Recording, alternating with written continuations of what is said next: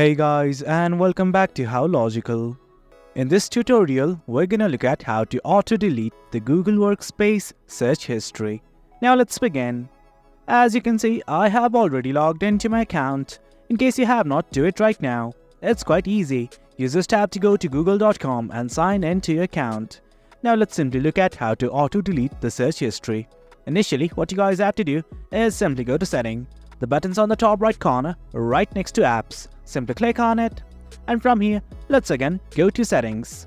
Once you're in this page, that is the General tab of the Settings page, simply scroll down.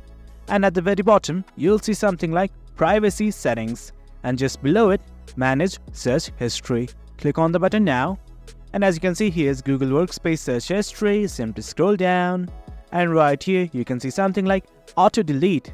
Currently, it is turned off. I'm gonna turn it on right now. I'm just gonna click on this button.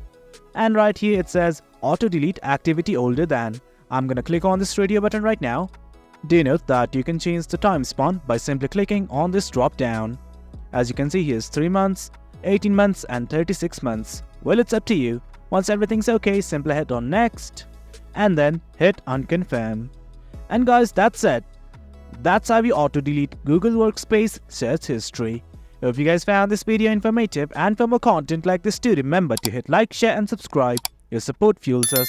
Until next time, thank you.